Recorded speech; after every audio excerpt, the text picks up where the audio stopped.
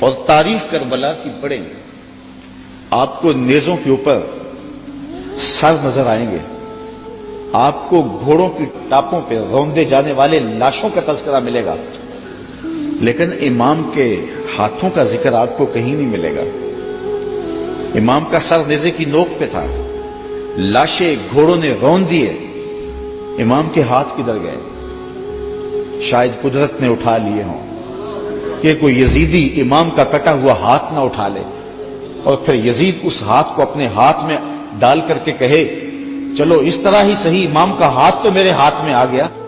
امام کی عظمت کا پہرا رب نے دیا اور ان کی آبرو کا پہرا رب نے دیا، امام حسین کا کٹا ہوا ہاتھ بھی یزید کے ہاتھ میں نہیں آیا۔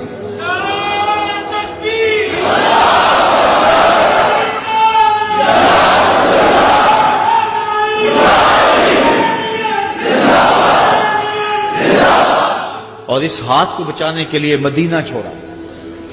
مدینہ چھوڑنا کوئی آسان تو نہیں نا، 8 دن کے لیے حاجی جاتا نا، مدینے میں رہتا ہے، اور جب چھوڑتا تو قیامت ٹوٹ رہی ہے۔ کسی نے پوچھا تھا عمرے اور حج کا ماجرا، تو میں نے کہا تھا کعبۃ اللہ پہ پہلی نظر مشکل ہے اور روضہ رسول پہ آخری نظر مشکل ہے۔ تو 8 دن رہنے کے بعد وہاں سے پلٹنا قیامت ہوتا ہے۔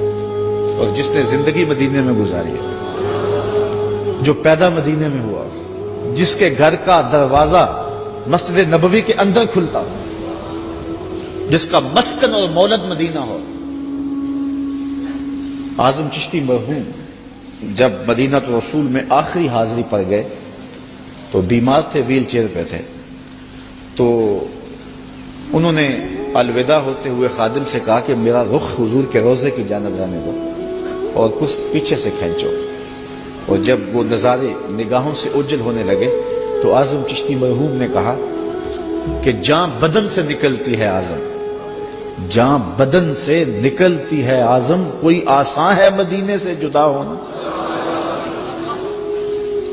تو اپنی فکر کی آبیاری کے لیے اور یزید سے اپنے ہاتھ کو بچانے کے لیے آپ نے وہ شہر مدینہ بھی چھوڑا، شہر کوبہ بھی چھوڑا، پھر مکہ المکرمہ بھی چھوڑا۔ 8 ذی الحج کو مکہ المکرمہ چھوڑا، تاریخ پڑھیں آپ، اور منا میں 8 ذی الحج کو لوگ جمع ہو رہے ہیں، اے تماشا گاہ عالم روئے تو کجا بہرے تماشا می روی۔ اب یہاں مجھے اقبال یاد آئے، مدعاش سلطنت بوتے اگر خود نہ کر دے وا چنی ساما سفر۔ اقبال کہتے ہیں کہ اگر حضرت امام حسین رضی اللہ تعالیٰ عنہ کا مدعا سلطنت کا حصول ہوتا تو اتنے تھوڑے لوگوں کے ساتھ آپ کبھی بھی سفر نہ کرتے۔ ٹوٹل 145 افراد ہیں، بچوں اور خواتین کے سمیت، اور سارا مدینہ آپ کا مرید ہے۔ اللہ اکبر۔ مکے میں پوری دنیا سے حاجی آ رہے ہیں، لیکن آپ مکے کو چھوڑ کے جا رہے ہیں۔ کرمہ بن عدی بن حاتم راستے میں ملتا ہے تو 30,000 کا لشکر آپ کی پشت پہ کھڑا ہونے کا عندیہ دیتا ہے۔ آپ فرماتے مجھے یہ بھی قبول نہیں ہے۔ یزید کا مکروہ چہرہ بے نقاب کرنے جا رہے تھے اور اس شہادت کو چومنے جا رہے تھے جس کی بشارت رسول اللہ نے دی ہوئی تھی، اور پھر بڑھتے گئے اور اٹھنے والے قدم حضرت امام کے پیچھے نہیں ہٹے، اور قیامت تک لوگوں کو درس اور سبق دے گئے کہ حق کے لیے جان کا نذرانہ پیش کرنا پڑے تو یہ سودا سستا ہے۔ آج دین کی قدریں پامال ہوں اور ہم ڈھب سے بات بھی نہ کر سکیں تو میں پوچھتا ہوں کیا حجرہ فاطمہ سے بڑی بھی کوئی خانقاہ ہو سکتی ہے؟ کیا حسین ابن علی سے بڑا بھی کوئی سجادہ نشین ہو سکتا ہے؟ تو جب انہوں نے حق کے لیے اپنا سب کچھ لٹا دیا تو مجھے اور آپ کو اپنی زندگی کی ایک ایک ساتھ کو دین کے لیے پیش کر دینا ہوگا۔ حضرت امام حسین سے سیکھا جا سکتا ہے صبر اور استقامت کا سلیقہ کہ انہوں نے کس طرح صبر کا امتحان دیا۔ 57-58 سال کی عمر کا شخص ہو اور اس کو یہاں سے چل کے باہر وضو خانوں تک 3 سے 4 مرتبہ جانا پڑے تو سانس پھول جائے گی، اور حضرت امام حسین ایک بار نہیں گئے، 71 بار لاشیں لینے گئے، 71 مرتبہ لاشیں لینے گئے، اور لاشیں بھی بیگانوں کی نہیں ہیں، اپنے بیٹوں کی۔ جوان بیٹے کی لاش اٹھانا تماشا لبے بام نہیں ہے۔ کسی کا جوان بیٹا فوت ہو جائے، سارے گھر والے دلاسا دے رہے ہوتے ہیں تو باپ اور ماں سنبھلتے نہیں ہیں۔ ایسے مناظر آپ روز دیکھتے ہیں۔ جنازہ اٹھتا ہے تو 10 آدمی تھام کے لے جا رہے ہوتے ہیں۔ یہ کون ہے؟ کہا اسی کے جوان کی لاش جا رہی ہے۔ جوان بیٹے کی لاش ہو، 10 آدمی سنبھالا دے رہے ہوں اور باپ پھر بھی نہیں سنبھلتا، موت بھی تبھی ہوتی ہے۔ میں سلام پیش نہ کروں اس حسین پر جو جوان علی اکبر کی لاش کو کندھوں پہ اٹھا کے خیموں تک لاتا ہے اور پھر بھی ہاتھ اٹھا کے کہتا ہے مالک حسین کی یہ قربانی بھی قبول فرما۔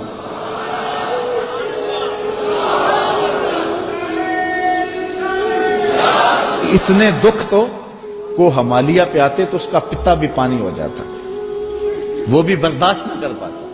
ابن راشد یہ کربلا کے واقعات کا چشمدید گواہ اور راوی ہے۔ وہ لکھتا ہے کہ میں خود کھڑا تھا اور میں نے حضرت امام عالی مقام رضی اللہ تعالیٰ عنہ کو دیکھا کہ انہوں نے اپنے سینے سے ایک جوان کی لاش کو لپٹایا ہوا ہے اور مقتل سے خیموں کی جانب آ رہے ہیں، اور وہ جوان اتنا قد آور ہے کہ اس کے باوجود اس کے پاؤں زمین پہ گھسیٹ رہے ہیں اور مقتل سے لے کر کے خیموں تک ریت پر ایک لکیر بن رہی ہے۔ تو میں پہچانتا نہیں تھا اس شخص کو، وہ نوجوان کون ہے؟ تو میں نے کسی سے پوچھا، میں نے کہا یہ نوجوان کون ہے جس کو امام اٹھا کے لے جا رہے ہیں؟ کہا یہ امام حسن کا بیٹا قاسم بن حسن ہے۔ وہ منظر بھی زمانے نے دیکھا، 6 ماہ کا عصر ہے اور حضرت امام ہاتھوں پہ لے کے فرات کے کنارے پہ کھڑے ہیں۔ یہ تمام حجت تھی، پانی کے محتاج نہیں تھے، کوثر چھلک کے قدموں میں سلامی دینے آتا۔ حسین ابن علی کے نام پر تو پانی رکتا ہی نہیں ہے۔ میں ذکر کر رہا ہوں، سب کی آنکھوں میں پانی نہیں آ رہا؟ یہ پانی تو آج تک سلامی پیش کر رہا ہے۔ پانی کا مسئلہ نہیں تھا، اتمام حجت تھی۔ کہا تمہاری لڑائی میرے ساتھ ہے، اس 6 ماہ کے بچے نے تمہارا کیا بگاڑا؟ تو پھر کیا ہوتا ہے؟ پانی نہیں ملتا، 2 شاخہ تیر ملتا ہے۔ 6 ماہ کے بچے کا حلق تیر کاٹ جائے، وہ حلق پہ تیر نہیں لگتا، باپ کا کلیجہ کٹتا ہے، لیکن خون ہاتھوں میں لے کے آسمان کی طرف اچھال کے بولتے ہیں مالک حسین کی یہ ننھی قربانی بھی قبول فرما۔ 71 لاشیں لائن میں پڑے ہوئے۔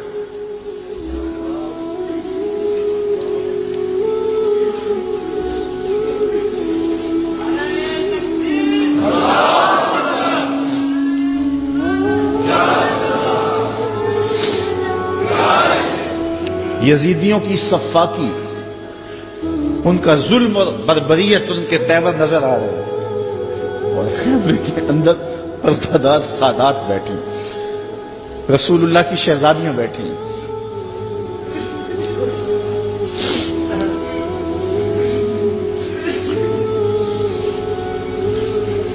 ان کا کیا دکھ ہوگا جو امام کے کلیجے میں،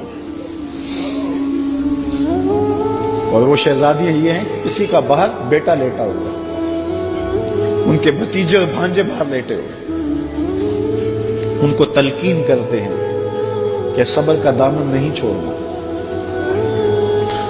اور امام گھوڑے کی زین پہ سوار ہوتے ہیں۔ بانکپن ایسا ہے جس ڈھب سے کوئی مقتل میں گیا وہ شان سلامت رہتی ہے۔ زمانے نے دیکھا 71 لاشیں اٹھا کے خیموں تک لانے والا حسین جب گھوڑے پہ آتا ہے تو اشقیاء کی صف میں کھلبلی مچ جاتی ہے، آواز آ رہی ہے یہ کون ذی وقار ہے، بلا کا شاہ سوار ہے، لباس ہے پھٹا ہوا غبار سے اٹا ہوا، تمام جسم نازنی چھدا ہوا کٹا ہوا، پھر بھی ہے ڈٹا ہوا، یہ نبی کا نور عین ہے، یہ بال یقین حسین۔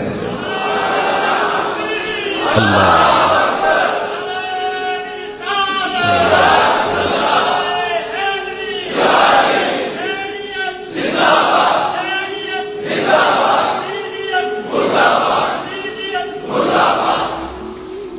حضرت امام حسین نے صبر کی جو انوکھی داستان رقم کی ہے، کائنات میں اس کی کوئی مثال نہیں ملے گی آپ۔ صبر کسے کہتے ہیں اس کے بارے میں کہنے والوں نے بہت کچھ کہا ہے۔ واویلا نہ کرنا، منہ پہ تماچے نہ مارنا، ناشکری کا کلمہ نہ کہنا، اعضاء کا ایسا اضطراب کہ جو شریعت میں نامحمود ہو اس کا سرزد نہ ہونا. صبر کے بڑے مفاہیم ہیں، لیکن صبر کا مفہوم میں نے ایک یہ بھی پڑھا ہے کہ صابر وہ ہے جس کے معمول عبادت میں فرق نہ آئے. پہلی صف میں کھڑا ہونے کی عادت تھی، نماز پڑھتا تھا، جوان بیٹا فوت ہو گیا، اذان پکاری گئی تو پہلی صف میں کھڑا پایا گیا، نماز قضا نہیں ہوئی. آپ کہیں کہ بندہ صابر ہے.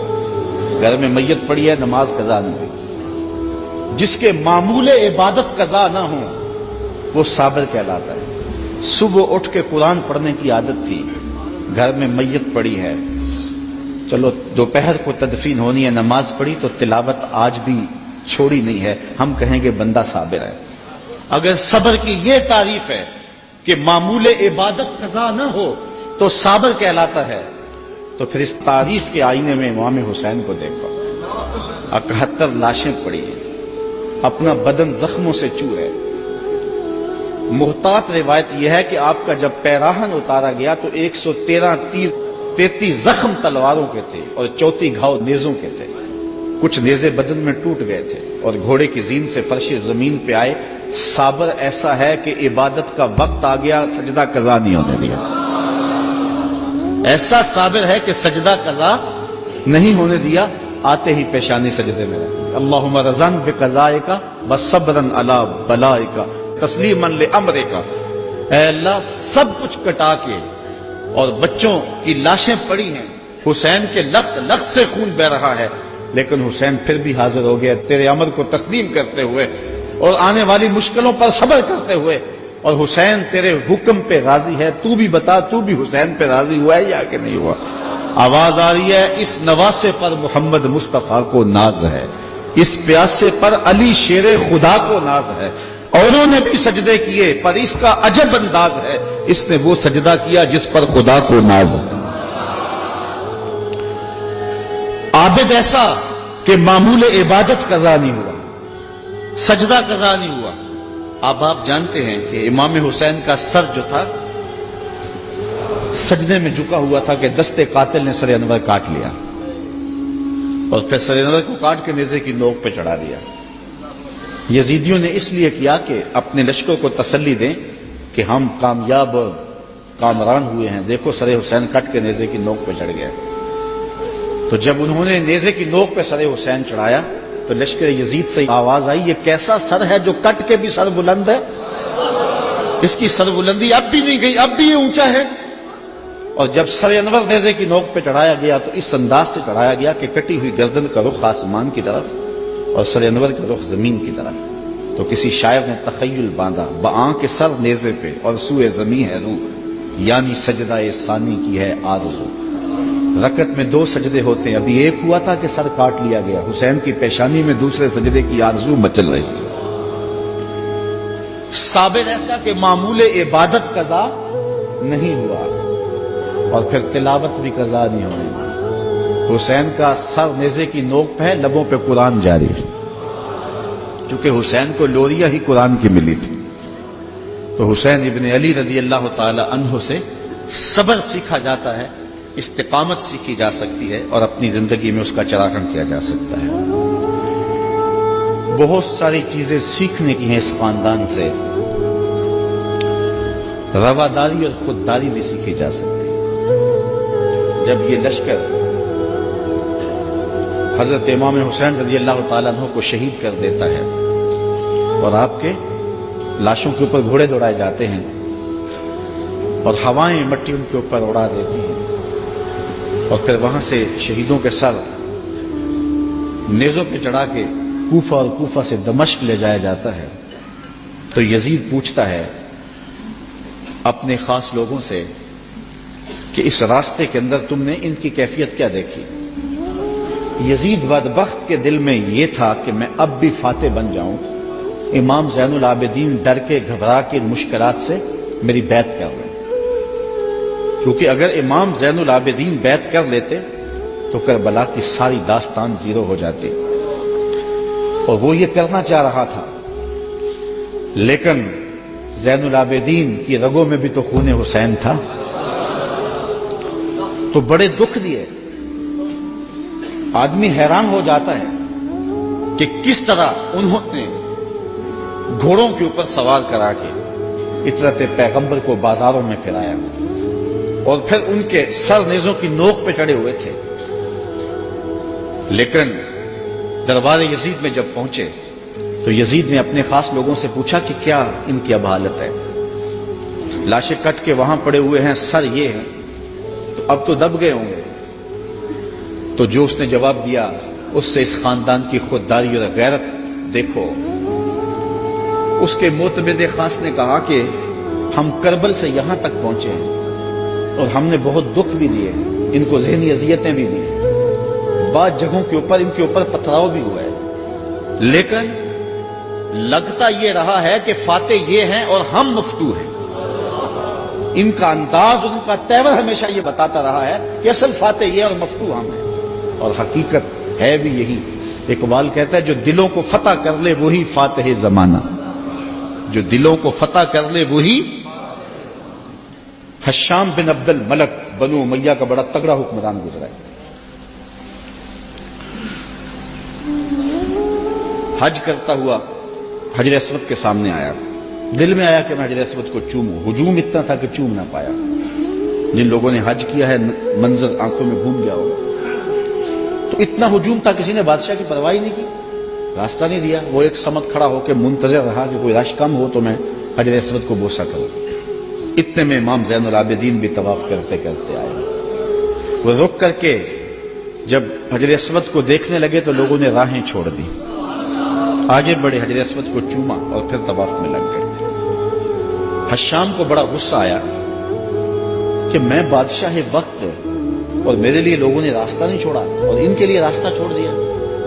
تو وہ اپنے درباری شاعر فرزدق سے کہنے لگا من ہاذا, یہ کون ہے؟ حالانکہ وہ جانتا تھا یہ امام زین العابدین, لیکن اس نے تحقیر کرنے کے لیے تجاہل عارفانہ برتتے ہوئے کہا من ہاذا, اے کون ہے؟ وہ جو فرزدق شاعر تھا تو بادشاہ کا درباری شاعر, لیکن آج اس کی غیرت جاگی. جب اس نے کہا من ہاذا, یہ کون ہے؟ تو فرزدق نے کہا بادشاہ تو نہیں جانتا یہ کون ہے؟ اس کو تو بطحا کے سنگ ریزے بھی جانتے ہیں یہ کون ہے, اس کو تو فرش والے بھی جانتے ہیں اور افلاک والے بھی جانتے ہیں کون ہے. کہا یہ تو فاطمہ کا بیٹا ہے, یہ علی کا شہزادہ ہے, رسول اللہ کا نواسہ ہے. اور پھر کھڑے کھڑے امام کی شان میں قصیدہ لکھ دیا, اور اس میں فرزدق نے بادشاہ کو مخاطب ہو کے کہا تیرا نکرہ کرنا اس معرفہ کو نکرہ نہیں کر دے گا. یہ کل بھی معرفہ تھا, یہ آج بھی معرفہ ہے. تیرا من ہاذا کہنا اس معرفہ کو نکرہ نہیں کرے گا. بادشاہ کو اتنا غصہ آیا کہ اس نے فرزدق کو ایک بند کنویں میں ڈلوا دیا, قید کروا دیا.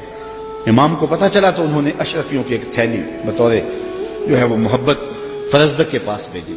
اس نے چوم کی آنکھوں سے لگائی اور خادم کے ہاتھ میں واپس کرتے ہوئے کہا کہ امام سے کہنا, میرا سلام دینا, کہنا ان ٹگوں کے لیے بادشاہوں کی نوکری کی ہے ساری زندگی, اور یہ جو میں نے قصیدہ لکھا ہے پیسوں کے لیے نہیں کیا, اشرفیوں کے لیے نہیں لکھا, آپ کے نانے کی شفاعت کے لیے لکھا ہے. جو دلوں کو فتح کر لے وہی فاتح زمانہ.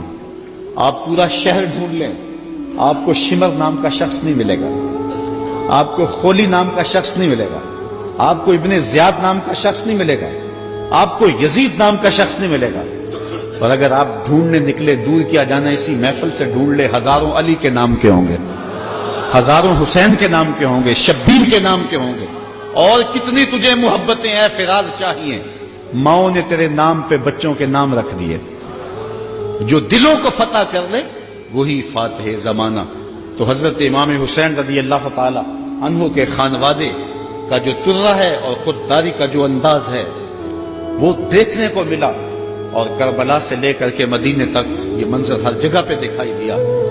حضرت امام حسین کو کربلا میں دیکھیں یا ان کے خاندان کو کوفے کے بازاروں میں دیکھیں یا دمشق کے بازاروں میں یا دربار یزید میں دیکھیں, آپ دیکھیں گے کہ باوجود کہ یہ مظلوم ہیں, باوجود کہ ظلم و جبر کی انتہا کر دی گئی, لیکن انہوں نے اس کے جواب کے اندر کوئی شخصی وار نہیں کیا ہے.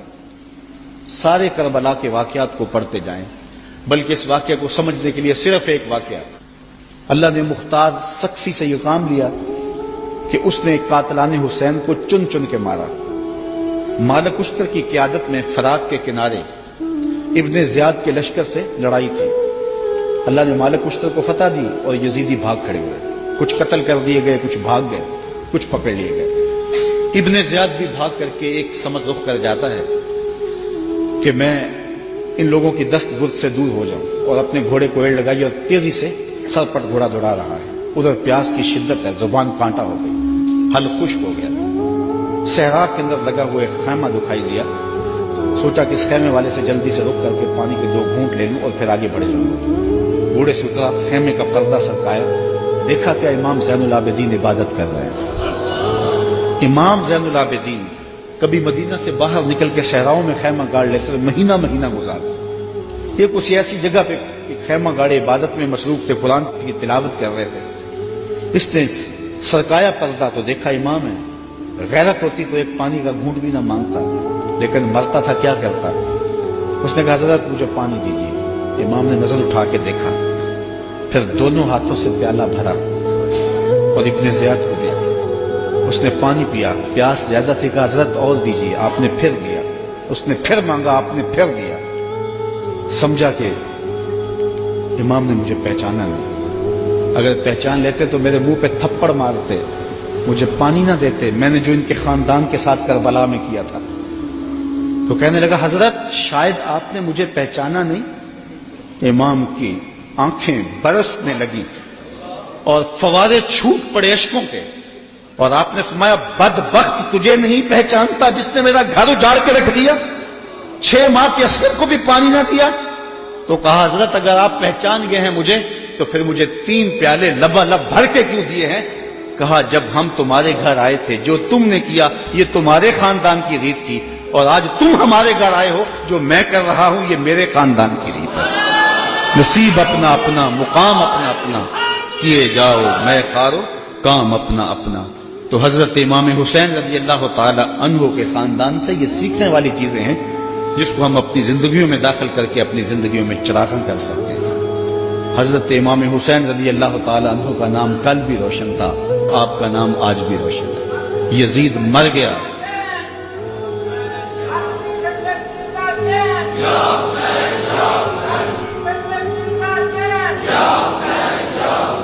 سارا دن بھی ہم نعرے لگاتے رہیں، یہ ایسا نام ہے کہ ہر لمحہ اندر ٹھنڈ اترتی رہتی ہے۔ میں کہتا ہوں آج کوئی ہے جو یزید کا نام لیتا؟ یزیدی ہیں، گلی گلی یزید آج بھی موجود ہے، مختلف روپوں کے اندر یزید ہے، لیکن یزید کو اس قدر امام نے بے نقاب کر دیا کہ آج یزیدی بھی یزید کا نام نہیں لے سکتے۔ اگر کوئی یزید کا نام لیتا بھی ہے تو سر جھکا کے لیتا ہے، دائیں بائیں دیکھ کے لیتا ہے، نام لینے سے پہلے شرمندہ، نام لیتے ہوئے شرمندہ، نام لینے کے بعد شرمندہ۔ میں کہتا ہوں کیسا ہے تمہارا لیڈر جس کا نام لیتے تمہیں شرم آتی ہے، اور ہمارے لبوں پہ جب نام حسین آتا ہے سر فخر سے بلند ہو جاتا ہے۔ فخر کا دل میں دریچہ باز کرنا چاہیے، فخر کا دل میں دریچہ باز کرنا چاہیے، جن کا تو آقا ہے ان کو ناز کرنا چاہیے۔ اے حسین ابن علی تم پر سلام، ناز شعال نبی تم پر سلام، تم پہ لاکھوں رحمتیں لاکھوں سلام، اے شہیدان محبت کے امام۔ لالا گوں لالا بدن لالا کفن، اے چمن اندر چمن، زندگی ہی زندگی تیری حیات، اے حیات اندر حیات، افتخار ملت بیضا ہے تو، رب کعبہ کی قسم یکتا ہے تو۔ فخر کا دل میں دریچہ باز کرنا چاہیے، جن کا تو آقا ہے ان کو ناز۔ یہ اجتماع ناز کرنے کے لیے، ہم آ حسین والے نہیں ہیں، ہم واہ حسین والے ہیں۔ اتنے زخم تو کو ہمالیہ کے کلیجے پہ لگے تو اس کا بھی پتا پانی ہو جائے، لیکن حسین پھر بھی حق کا علم لیے کھڑا ہے، پھر بھی عظیمت کی داستان رقم کر رہا ہے۔ یہ حسین ابن علی ہے، آج ان کی روح کو خراج پیش کر رہے ہیں، محبتوں کے آنسو بھی بہے، ان کے نام کے نعرے بھی لگائے، ان کے فکر ان کے مشن کو بھی سنا، ان کے مناقب بھی روحوں میں اترے، اس عظیم کام کو خراج بھی پیش کیا گیا۔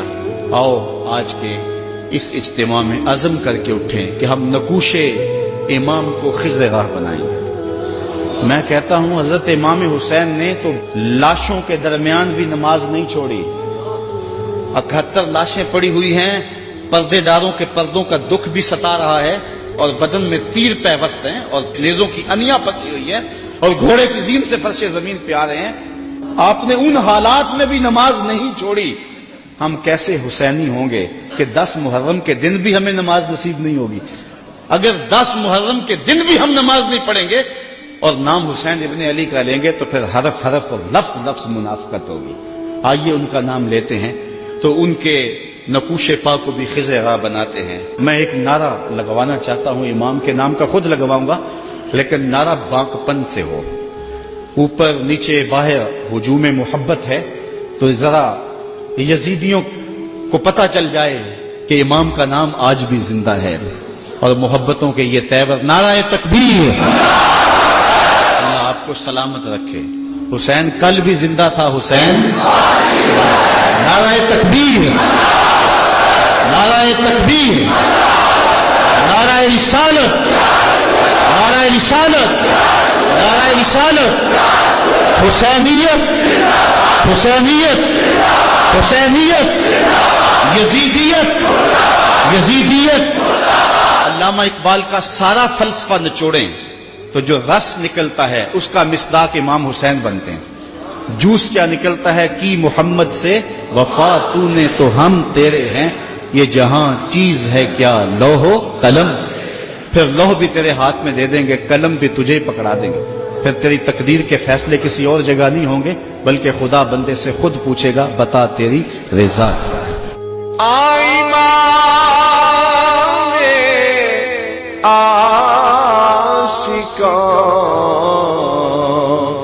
ہرے بطول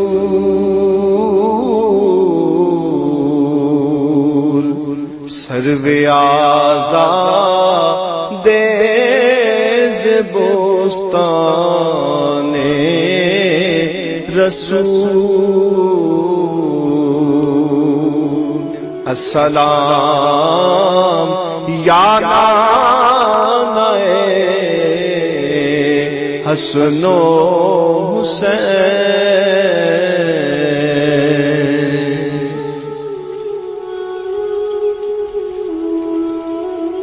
بسم اللہ الرحمن الرحیم.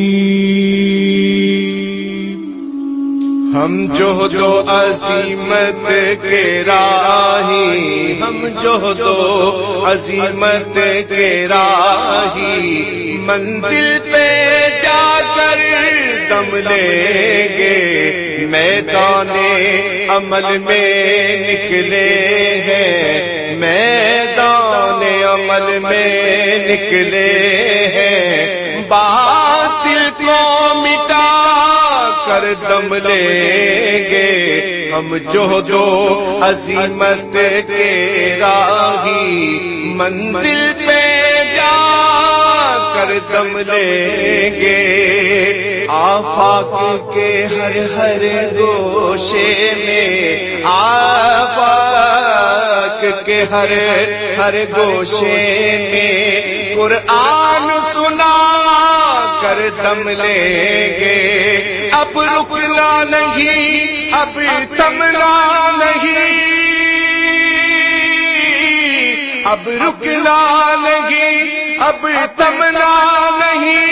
فردوس میں جا کر دم لیں گے، ہم جوہد و عظیمت کے راہی، منزل پہ جا کر دم لیں گے، میدان عمل میں نکلے ہیں، باطل کو مٹا کر دم لیں گے. اس دارالعلوم کی ایک ایک اینٹ میں پیار بھرا ہوا ہے، درد بھرا ہوا ہے، تو اس کے لیے دعا گو رہیں، اپنے تعاون سے بھی نوازتے رہیں. اللہ کی توفیق سے یہ ایک مرحلہ تقریباً تکمیل کے قریب ہے. ہم نے چاہا یہ تھا کہ 3.5 لاکھ روپے کا ایک ستون بما اوپر والا چھت اور فرشی لینٹر جو پڑا ہے، یہ 3.5 لاکھ روپے کا ایک بنتا ہے. تو اگر ہمیں 99 لوگ مل جائیں تو یہ سارا مکمل ہو جائے، لیکن 47 لوگ ہمیں مل سکے. چونکہ 3.5 لاکھ روپے ہم نعت خاں کو دے لیتے ہیں، مدرسے کو دینا ہمارے لیے مشکل ہے، ہمارا مزاج ایسا بنا ہوا ہے. تو پورے ملک کے اندر اتنے لوگ ملے، اللہ ان کے رزق میں بے پناہ برکتیں عطا. باقی جن لوگوں نے انفرادی طور پہ کوشش کی 2 5 7 8 10 20